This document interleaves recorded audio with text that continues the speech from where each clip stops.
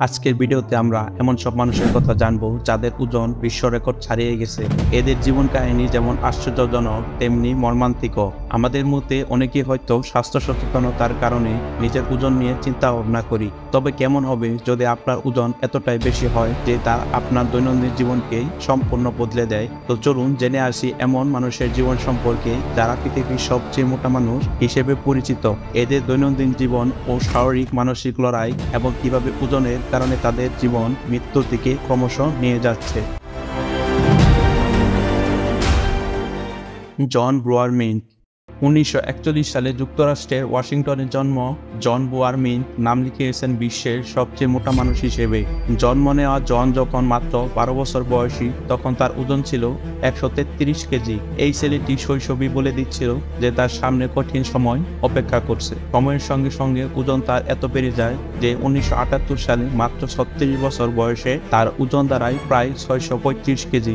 মিনকের জীবনে ওজন ছিল সবচেয়ে বড় বাধা। একবার এমন অবস্থায় দাঁড়ায় যে হাসপাতালে তাকে ভর্তি করার জন্য বিশাল স্ট্রেচার এবং প্রায় 13 জন মানুষকে লাগলো। তিনি এতই মোটা ছিলেন যে চিকিৎসকরা কখনোই সহজভাবে কাজ করতে পারতেন না। অবশেষে 1983 সালে মাত্র 41 বছর বয়সে জীবনের ইতি টানেন মিনক। খালেদ বিন মহসিন শায়রি সৌদি আরবের একজন তরুণ যার জীবন ও ওজনের সঙ্গে এক অবিশ্বাস্য লড়াইয়ের গল্প রয়েছে। 2013 সালে তার ওজন ছিল প্রায় 610 কেজি, যা তাকে নিস্তেজ করে দিচ্ছিল।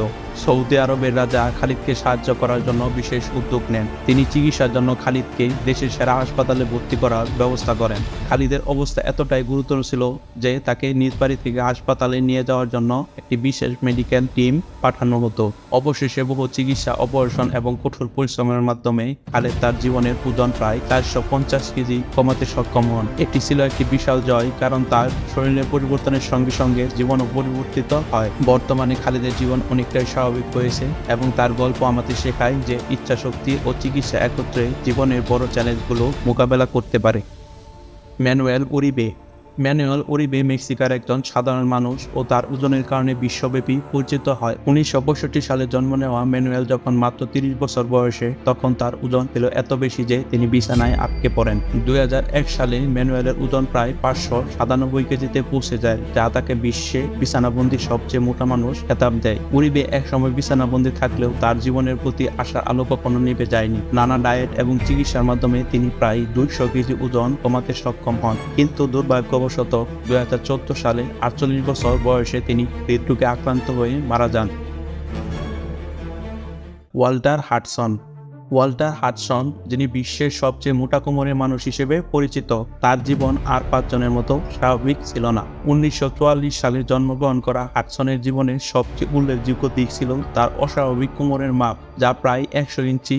544 কেজি ওজনের এই মানুষটির খাবারের প্রতি অনুরাগ ছিল অতুলনীয়। তিনি প্রতিদিন প্রায় 30,000 ক্যালোরি গ্রহণ করতেন, যখন সাধারণ মানুষ 2000 থেকে 2500 ক্যালোরি। হাডসন প্রতিদিনের সকালের খাবারই ছিল অস্বাভাবিক। 36টি ডিম, 1 কেজি বেকন, 3 কেজি সসেজ, এগুলো ছিল তার সাধারণ সকালের মেনু। তিনি যে কোনো ধরনের শারীরিক চাপে ছিলেন তা সহজে অনুমান করা যায়।